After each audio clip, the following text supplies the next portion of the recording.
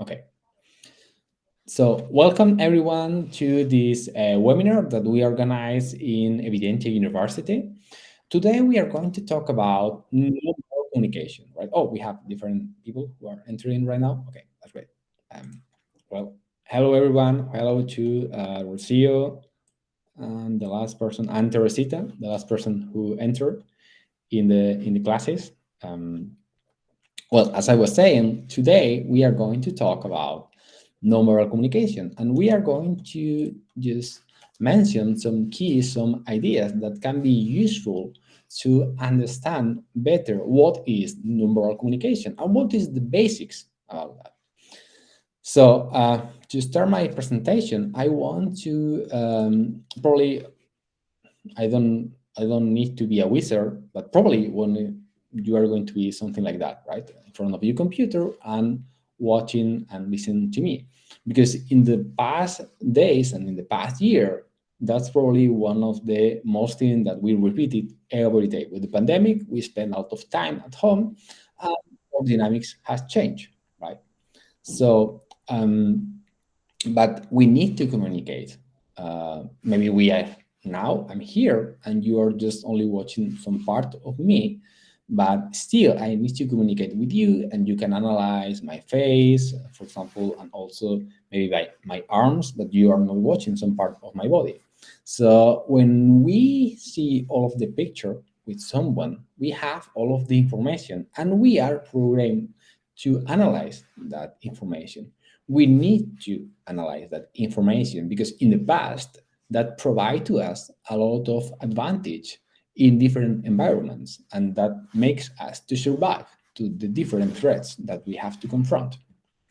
So maybe when we finish the class, I hope that you probably can be something like that, right? When we finish the webinar today, you are going to really happy. You are going to really excited about the things that we have seen here today, and just ready to learn more and to go, I don't know, maybe in the website to look for another further information, to go deep in this knowledge in this field, which is highly interested.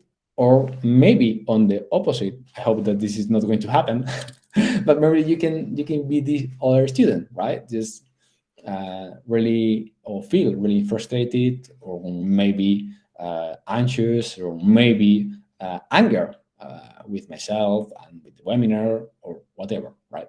So, but all of that are basic on emotions, and that emotion that you feel when you finish this webinar are going to translate in different behaviors, right? And that behavior is going to um, show how you feel, right? This is more or less how we are going to talk about it. Elba told us, "Hi, I'm Eva from Madrid, Spain. I don't know, but my microphone isn't working. My apologies. Thank you so much for making this event possible." Okay, Eva, happy to have you here. If you have any question or whatever during the webinar, you can ask me, and I will try to respond to you. Okay, that's for all of you. Well, just going back to the follow of the webinar. So different emotions can be translated in different behavior, and this is one of the key that we are going to try to focus today. Because when we analyze different persons, not always have all of the information, right? We have to, or we can confront that information like an empty page. For example, if um, we have, imagine that you are knowing a new person that you have never before, and you don't have any information about that. It's going to be like you are not going to have any information. For sure you are going to have. Why? Because of normal communication. Maybe you don't have information because any friend of you, maybe any colleague or anyone, or maybe you haven't read anything about that person on internet, on social media, or whatever. But in the exact moment that you see that person, that you see how that person came to you, that you see that person, how he dressed or she dressed, how she behaves, you are going to get some information about that. And maybe you are going to think, okay, I'm not going to like that person, or maybe he's so cute and I'm going to know more about her, or maybe he looks so arrogant. And that impression is coming to you, to your mind, in just a few seconds. And you don't need to maybe and do specific and deep analyze. You can do that in the future, right? And you can do with the appropriate tools. But as humans, we are programmed to do this kind of analysis very quickly because we need that. When you go to a meeting, when you go outside, when you're trying to go flirt with another possible candidate to be your partner, you need to read and analyze these keys, these nonverbal communication keys very quickly, right? This is the first step that we already have, except in the cases that you have maybe a pathology or something like that, and in this case that can be altered, right? But if you are like you don't have any issue, probably you're going to be able to read these nonverbal communication keys or clues as a natural way, right? But the point here is that when we are talking about different environments, like, for example, forensic environments, like education environments, like work environments, in these environments, it's not just only that you can be able to analyze the superficial clues. You need to go deeper. You need to do and analyze more complex, because the things that you are going to get from that analysis have influence in an other decision that you can make. For example, when you are in a negotiation and you are trying to close a deal with another, for example, another CEO of another company. So the way that you can be able to analyze his nonverbal communication behavior are going to provide to you a lot of valuable information to close the deal properly, or maybe not, or maybe you don't get that kiss and you're not going to be able to get a good deal. So as you can imagine, this nonverbal communication field, it's huge, and there is a lot of persons and a lot of people who try to go and teach and research on the field. But unfortunately, not all of them do in the way that we think that we should do, right? Okay, so nonverbal communication. The key here is it's a pseudoscience or it's a science. So because there are like two different options here, and when we talk about that, on maybe with a lot of information came to the citizens and the normal people who don't have a lot of knowledge about that, probably the main information that they came to them is more sorry to sorry because of that, but it's more or less it's pseudoscience. Why? Because the pseudoscience are constructed to be believed really easy and provide to the people like easy cues to believe. For example, I can tell you, okay, you are going to take this course and you are going to analyze these 5 gestures. And with these 5 gestures, within all of the persons, universal gestures, you are going to be able to analyze how they feel, right? For example, if he touched his nose, it's because he's lying. I'm inventing these references. Or if he, I don't know, if he move his arm, is because he's uh, nervous. And we are going to apply these indications for all of the persons in all of the contexts, right? This is why the key that pseudoscience provide to you. It's really easy to understand and it's really easy to follow. What is the main problem of these keys of this information that some of these pseudoscience provide that is fake, right? When we try to analyze nonverbal communication, one of the things that we have to show is this is difficult to do it. You need practice. You need to do proper analysis if you want to get properly results. And you need to dedicate time, you need to train yourself to analyze and to see and to know what to analyze and where to analyze and where to compare. So you need to the tools that you have to use. So there are different things that you have to consider, and it takes time to get these tools, right? Also, here in Evidence University, we are really conscious about these problems that we have in nonverbal communication, because we have been working on nonverbal communication field for more than 12 years. As a proof of that, you can see this, for example, this paper that our provost has published some years ago. And it's about the analysis of nonverbal communication, the dangers of pseudoscience in security and justice context. And we know through this paper, you can search in the website. You can email to me, and I can provide to you. And but you can see that the main problem here is that when we try to sell other person, to show other persons normal communication as a science, when the method that we follow is not scientific.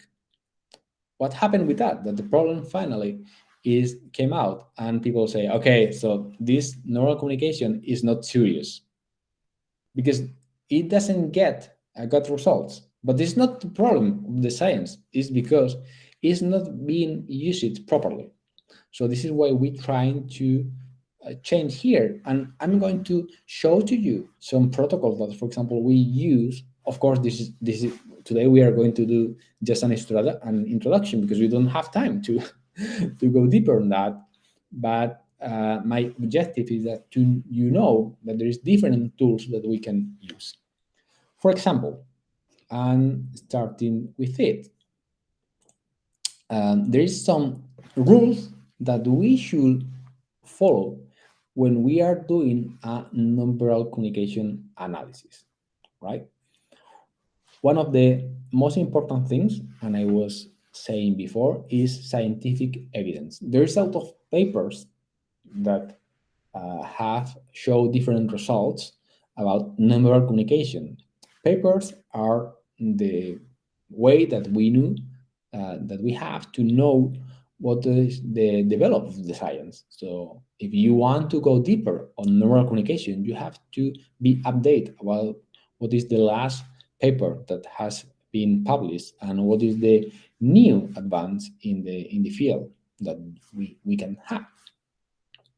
Also, another important thing here is that we have to read behavior as a whole phrase, for example, right? Imagine that, for example, when you are reading a book, you have the phrase and you have one word.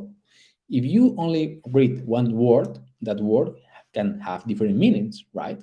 But when you read the whole sentence, you understand and you say, okay, this word in this context means that, because the same word in another context can have a different meaning. So this is why when we analyze this nonverbal communication, it's important that we have like a view of the big pictures to analyze all of the context. And we have to analyze that specific behavior in that specific context to get information and to be more accurate about our analysis. Other important thing here to comment is that we try to look for consistency. For example, when we are saying, or when maybe you sometimes you have heard that nonverbal communication analysis can be used to lie detection.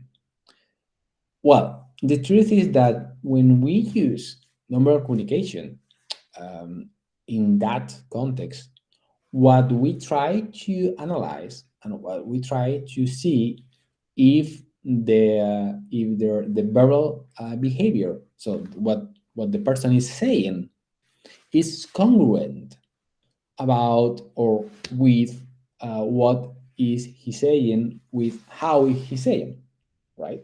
So if the verbal communication, the verbal behavior is consistency with the nonverbal behavior. That's the key point.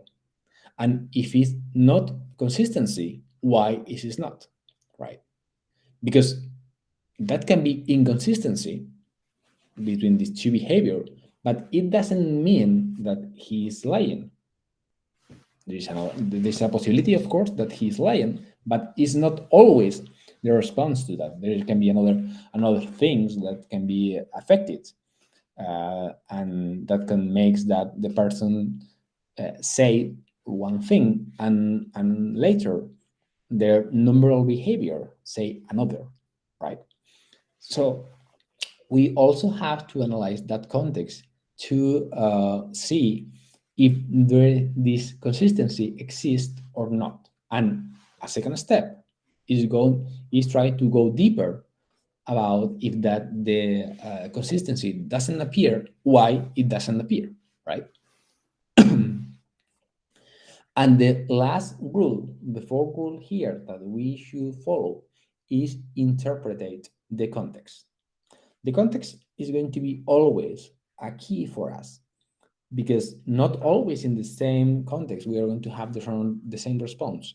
Also, we can have same context, but we can have different persons. So different persons in the same context can have different behaviors.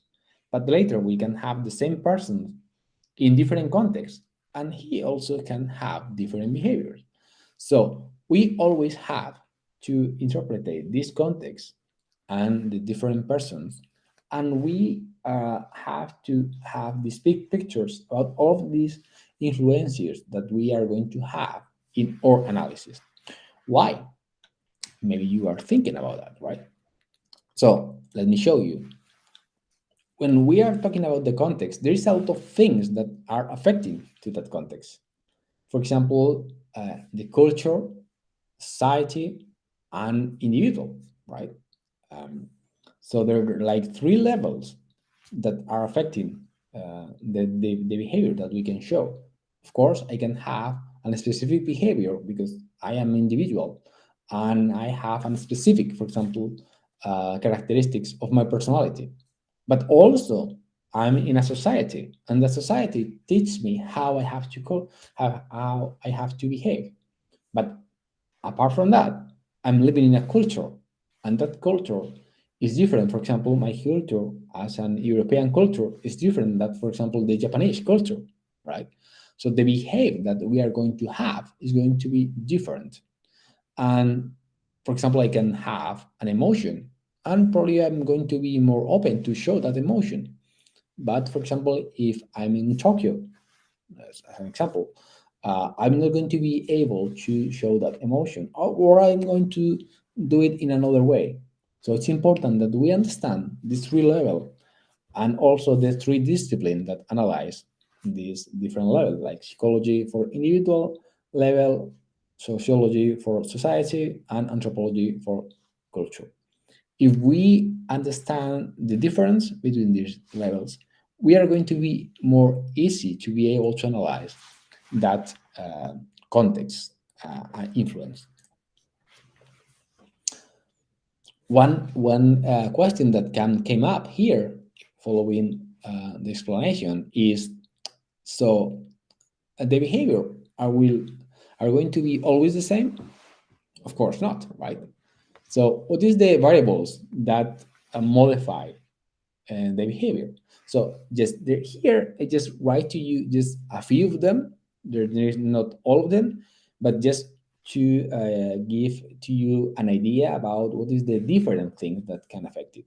For example, biology, culture, we have mentioned before, biological sex, because we are talking about how it's affected. Also, personality, because different individuals can have different personality, and that are going to affect on how they behave. We are going to talk about that in the future. Also, ontogeny, about how the genes can affect it. Also, the context we have mentioned. Also, the environment, about how the environment that the person has behaved. For example, if he has behaved in a, for example, in a poor neighborhood, It's not the same that he has behaved in a rich neighborhood during, for example, during his childhood, right? So all these environments are going to affect the behaviors of the different persons, also the relations that they have. Um, as you know, we are the result of the person who has more relation with us. So just choose wisely the person with you have relations, but that also are going to affect to us in the way that we behave. So pay attention also to that. Also, our social status is not the same. For example, if you have a friend or someone like that that in the past was poor, later he get money and he changed the social status, he started to behave like differently, is because the social status is going to affect it. For example, the money or different things are affected to that person, right?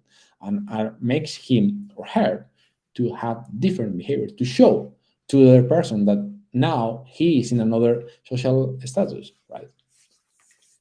Also, the appearance. We mentioned before that probably is one of the main things that we see. Probably is the first thing that we see when we are meeting someone and when we are having contact with someone, right? So, um, for example, if we are in a business context, it's always really important to have a really good first good appearance and good impression, right? Because later to modify that first impression is going to be really difficult. So just be careful with that. And the last one that I'm going to mention here is work, right? Because, for example, we can be a person in work, for example, very responsible, very focused on the work, but maybe in my personal life or in my personal relationship, I'm going to be completely different, right? I can be, for example, introvert at work, but really extrovert at work. So also that environment can affect us, and also the type of work that we are going to have, because if we are an executive, probably is not going to affect the same if I am, for example, I don't know, a butcher or whatever, right? So yes, pay attention that all of these elements can affect to this normal communication behavior. Okay, so another key point that I want to focus on and highlight, it's primary emotions. If you have heard about nonverbal communication, I'm sure that at some point you have heard also as well about primary emotion, right? There's different theories. We assume, we accept the theory that says, also initiated with Ekman and developed by Ekman and also another author before him, that we have some basic emotions that are universals, right? Uh, some of them can be sadness, joy, fear, anger, surprise, and disgust. And also, well, there's another one, can be contempt. Not clear, or really clear about that, but well, there is, maybe we can consider as well. But there is more consent about these six can be the primary emotions, right? Sadness, joy, fear, anger, surprise, and disgust. Because all of the persons we have, and we have when at the moment that we born, right? And also we share these emotions with animals, with some of them. I encourage you that, for example, you can look for different pictures about different animals, and you can see that, for example, they can show to you, like for example, anger, happiness. You, for example, if you have a dog, for example, you can see when he's happy, right? Or maybe when he is surprised, or also with another animal, for example, with the monkeys as well. They have different expressions that can be similar, and you can be able to identify. Of course, it's not the same as humans because we have more complex um, facial expressions, but you that provides you like a key to understand and to see that there is like a common way to express that emotions, right? And the important here about these emotions and is that you have to translate these emotions to behavior. Because when someone is having one emotion, it's impossible for us to know that he or she is having that emotions. What we can have is to analyze his or her behavior. And through that behavior, we are going to be able to know that that person are feeling whatever emotion, right? But the point here is that we can't access to the brain or to the heart of the person to analyze that emotion. We only have the behavior. And when we analyze that behavior is when we can interfere or we can just analyze and conclude that, okay, that person is now feeling anger or now it's feeling sadness or whatever, right? But we do that through that behavior. For example, there's like some relations. Um, the emotion of sadness can be related to the behavior of recovery, the emotion of joy to the affiliation, fear to protection, and that can be translated to freeze, fright, or fight, right? Because there's the two different responses that we have in general when a fear situation came up. Also, anger, which is quite related with self-defense, and in some cases also fight. Surprise with exploration, and disgust with reaction, right? The important thing here is that what we are going to see is the behavior. We are not going to see the emotion. We are going to see the behavior.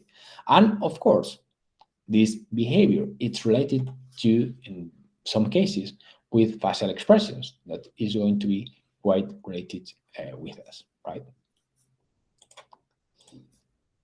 To continue on that motivation is that probably you are thinking, okay, so Sylvester, why we are thinking or why we are studying emotion? If we are talking about normal communication, why we mention emotions? Well, because we need to study the emotions, because the emotions is the basic that later is translate to that manifestations, and what we are going to analyze is that manifestation. But behind these manifestations, what there is in the majority of the cases is an emotion. So we need to understand the emotions and how they affect the behavior to get a complete analysis of the nonverbal communication. For example, as well here, you can see different aspects that can affect this manifestation. For example, you can see in an experience way, you can see the mood, sensations, or thoughts that can be affected by the emotions, right? If we are talking about the psychological part, we also can see about anatomic nervous system, central nervous system, and endocrine system is how we affect in the way that, for example, we are irritated and, for example, we feel anxious, right? So how our body behaves. And the last one is expressive. Probably one is this is the most thing that we already know is facial expressions, but we also can talk about postures, gestures, and tone of voice, right? Different behaviors that we are going to use to express that emotions. Okay, so now that we have learned some basics about what is the motivation, what is the key point that can be related to the nonverbal communication, and we have saw that the emotion are behind that nonverbal communication behaves. What I'm going to focus now is to provide to you some ideas about what is the tools that maybe we can use to analyze, because this is going to be really important. We can be the greatest analyst in the world, but if we don't have the tool, if you're a great mechanic, for example, but you don't know what specific tool do you need to use to repair the car, for example, you're not going to be able to do it. So we need to create and to use the properly tools that provide to us and a specific analysis about the thing that we want to do it. And for that is why I'm going to mention to you one that we have developed here in Evidentia University some years ago with another colleagues, which is called non-verbal behavior analysis matrix, right? This matrix takes a lot of, well, is much complex that we are going to see here, but I just want to provide to you some ideas about what is the basics that it have and how you can use it. Okay, and this is like a protocol that we use to analyze this nonverbal communication. If we follow a protocol, it's much more easier to do a properly analysis, because if you do on your own without following any protocol, just only with the thing that came to your mind, it's going to be really difficult to get a good result, because maybe sometimes you are going to forget some steps that you have to do it in the analysis, right? But if you are following a protocol, it's going to be harder that you get lost in the process. So we have here three different steps. We have emotional process, we have individual pattern, and we have expressive channel. And with all of these three, we have the analysis of nonverbal behavior analysis matrix. So let's go each by each. If we talk about emotional process, we have to take in consideration that behavior is what we can observe, right? And also is related with an other psychological process that we maybe have. In our brain is happening things all the time. Your brain right now, it's just processing all of the information that I'm saying, right?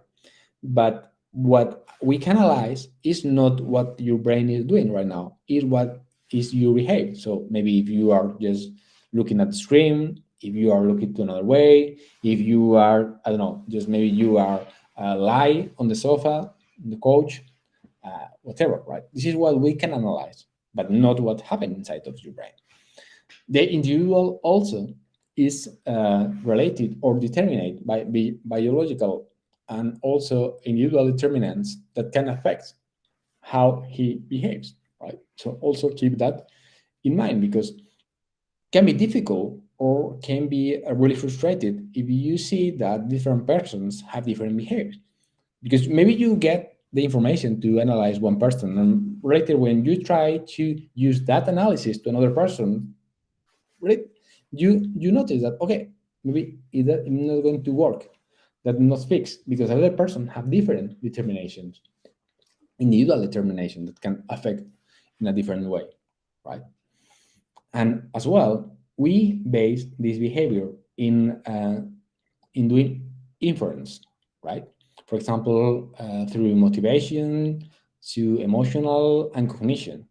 All of the things are happening to all of us, and through that behavior, we can infer what is happening inside, right? But it's always an inference that we do. The second part here is the individual pattern. When we talking about these tools, we have to analyze the individuality. We were mentioned before, we have difference also apart from the context, but we have to also difference in each individual. But it's also important that we analyze not only individual as ones, we have to also analyze that individual in different points in time, because maybe he has or she has some behavior and some specific time because and any specific reason, right? For example, because he has some behavior in the evening because he is really tired, right? And if we analyze him all the times in the evening, we are going to have probably the same result. But it doesn't mean that during the whole day has the same behavior. So we have to analyze during different points and in different environments, right?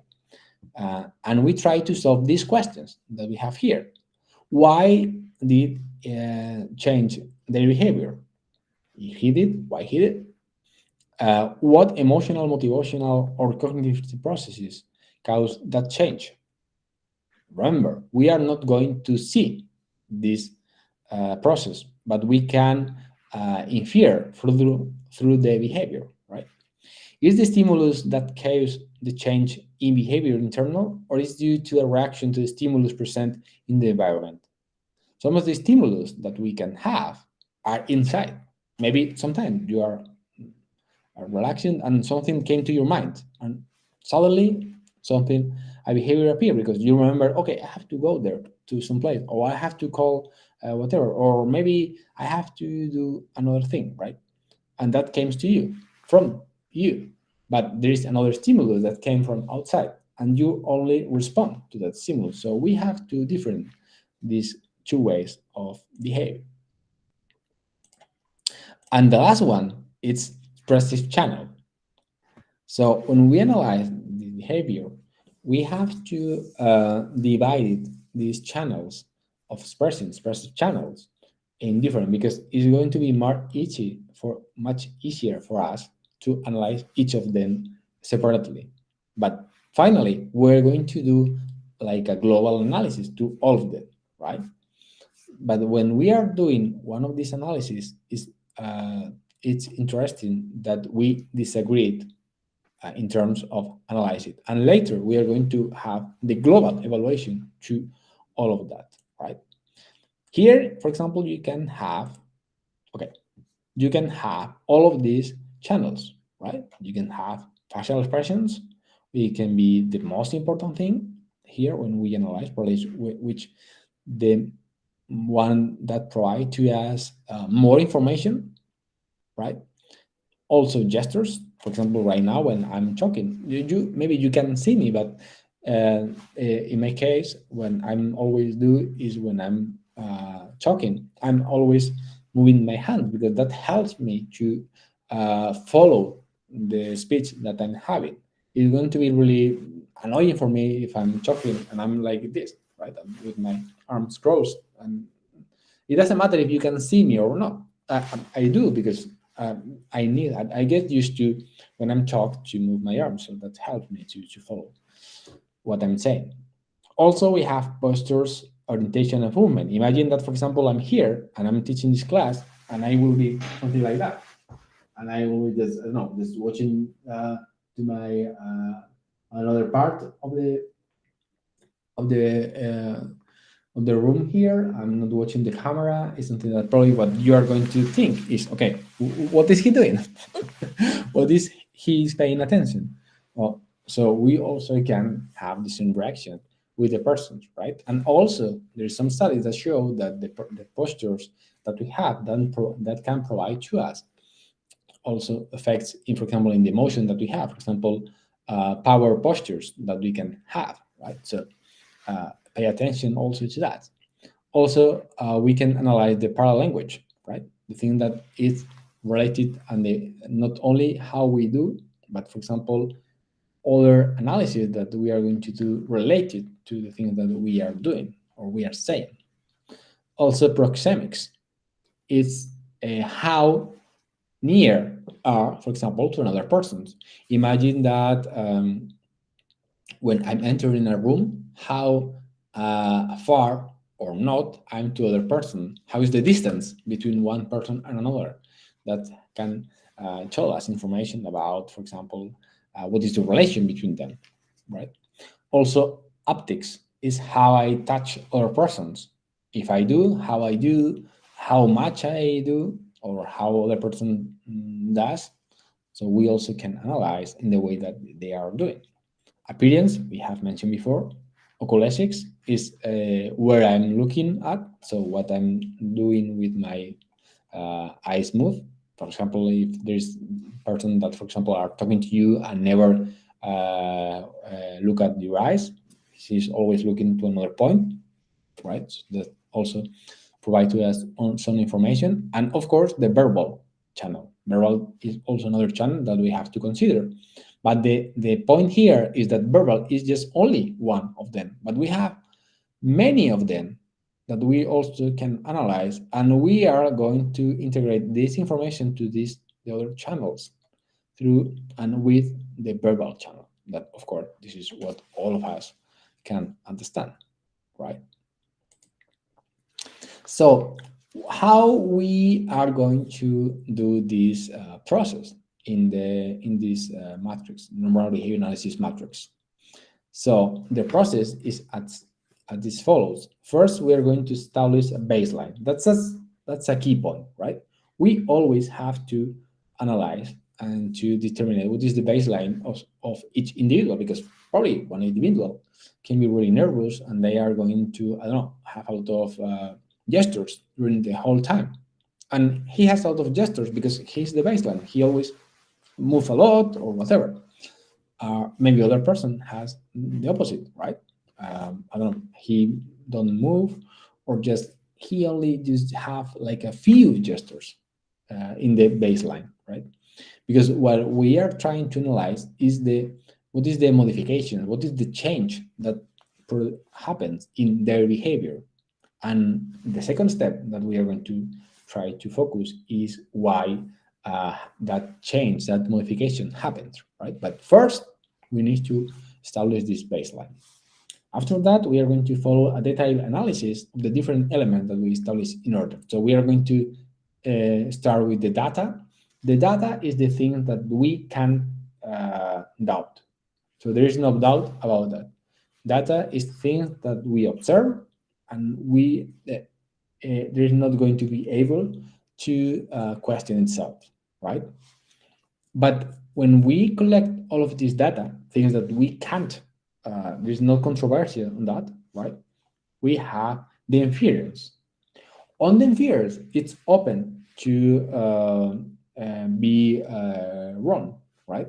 Because inference came from the data, and we are trying to get a step forward on that, right? And from the inference, when we have built of the inference, we create the hypothesis. The hypotheses are basic on the inference and on the data. So hypothesis can be, there's a more percentage of mistaking in the hypothesis than in the inference, right? And finally, what we have is the intervention proposal. The thing is that there is like a path that we have to follow. And if we have to determine all of the path properly, the key point here is that we are going to have a scientific method to use and to follow. Of course, you can know when I'm talking about that there is a possibility of have or make a wrong assume. Also, there's also in science we are not going to be able to accurate 100% of the times, right?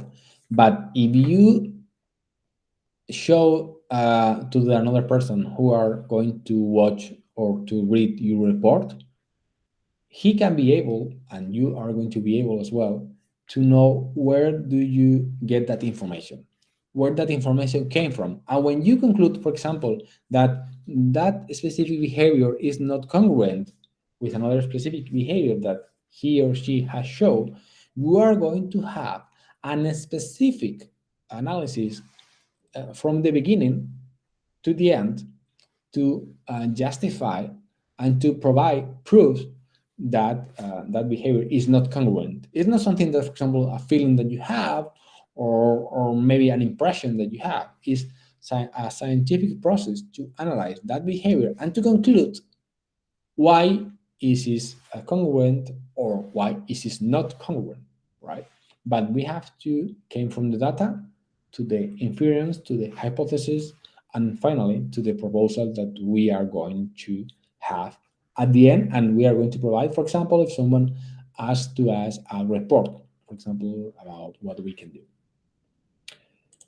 And I don't want to finish this webinar without mention one of other protocols that we have, which is the SAFE, right? Which is consist in analyze different aspects that we can integrate, right? Now we are talking about normal communication, but just to keep you in mind nonverbal communication will be just only a part of this meta protocol. And there is another thing that we also have developed here in Evidentia University, right? So when we are talking about nonverbal communication, and the other thing that we were talking in the previous part of the webinar, we are talking about V2 here, right? We are talking about veracity, about what is the thing that person said, and if the things that person are saying are congruent about how is he saying the things. That will be B2. But we also have B1, which is verisimilitude, and here we analyze only the content in the verbal expression. So the things, the tale that he's telling to us, it has verisimilitude. We analyze the content about what he or she is saying. Just we transcript what he's saying and we analyze it to see, okay, that can be verisimilitude or not. The second part is what we have, is the main topic of today, nonverbal communication, B2. We have also B3, verification. We get another source of information. We can be related to the person. For example, co-workers, for example, social media, any other information that we can contrast. And also we have valuation that is related to the indirect profiling. And we also use personality profiling to apply to all of these analysis. We have one part at the beginning, which is the interview with the first two Bs, and the other part, which is investigation related to the another second B. And with this formula, with this equation, we have built this safe meta protocol, right? That we can use, for example, in a fraud context, in a forensic context, to determine if a person, for example, it's has commit some specific behavior that we can assume that maybe he has commit or not. So through this process, we can be able to elaborate a report and to see if that person it's finally, or we think, in our opinion, that he has committed or not. But always, what is the key point here, is always basic on evidence, right? It's not just an impression of the person who is going to analyze that. And to have the big picture about that, of the things that we have in, and this only like a map, the things that we have in Evidentia University and also in the behavior analysis. What we have talking about today is mainly here, right? It's nonverbal communication and is this part here, right? Oops. Is this main part here, right? But we also have another part related to the behavior, which is the graphic behavior, talking about writing, also verbal behavior, which is we can have different analysis about that, the context, which is related to all of this part, right, as we have mentioned. And also we have another specific areas that are going to be related to our analysis, right? For example, indirect personality profiling, also criminal profiling.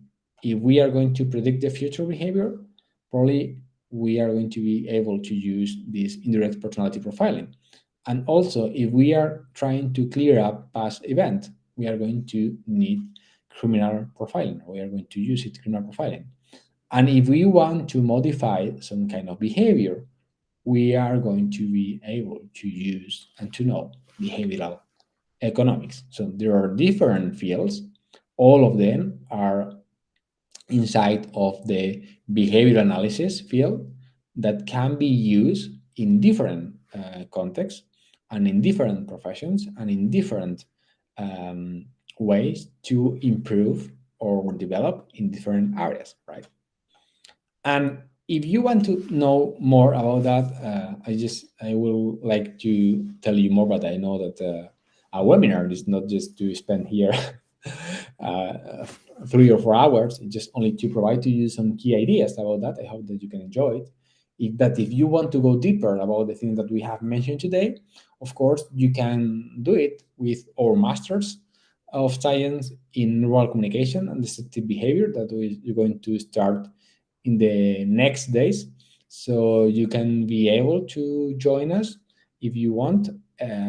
What we're trying to do with these masters is to get and to build and to provide to the professionals and create these professionals as the best in neural communication and lie detection research, right? So if you are going to be able to join this program, you are going to also be part of this group of analysts in neural communication, which are distinguished by this scientific approach, something that we think that is going to be the key point for this neural communication analysis in the future.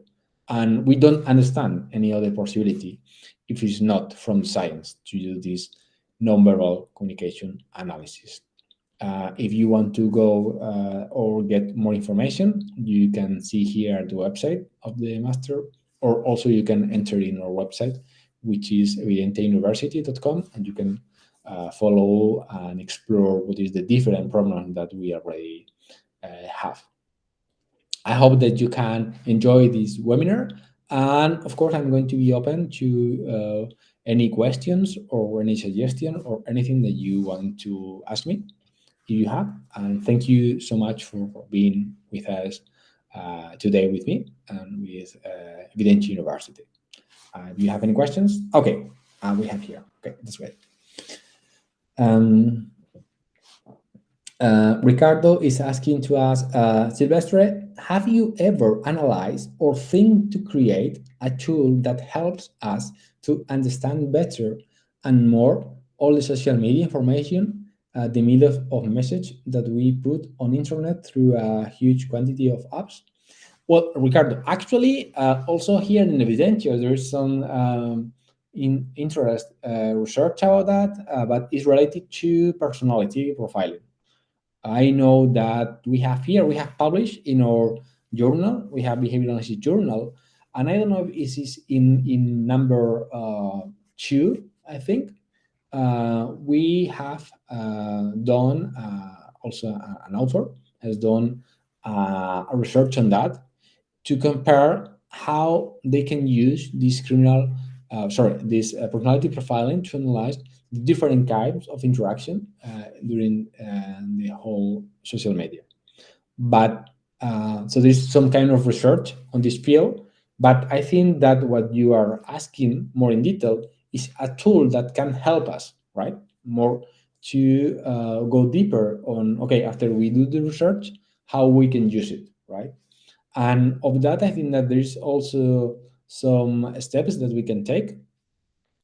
But I think that in the future, also with cyber criminology, for example, applying to this personality profiling is going to go deeper. And right now, it's taking a lot of advantage from the past because, as you probably know, cybercrime is going to be right now the rates that we have. Cybercrime is huge, right? So many people are going to be interested on that. So I'm assuming that right now they are doing a lot of research on that. So maybe in the next year, we're going to have different tools to analyze and to apply on that field.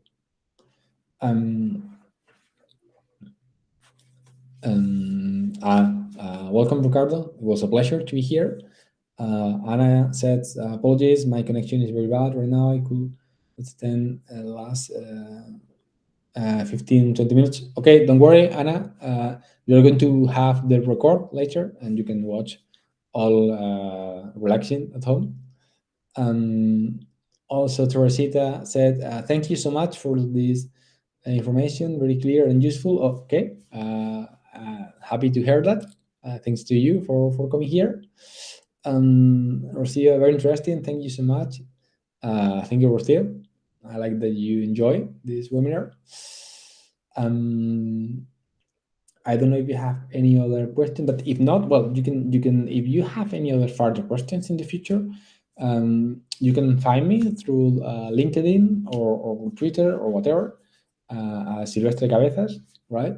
Or even an Evidencia, and you can email to me or text me or whatever with any other question or any other suggestion that you may have in the future. I think that we have a question here. Um,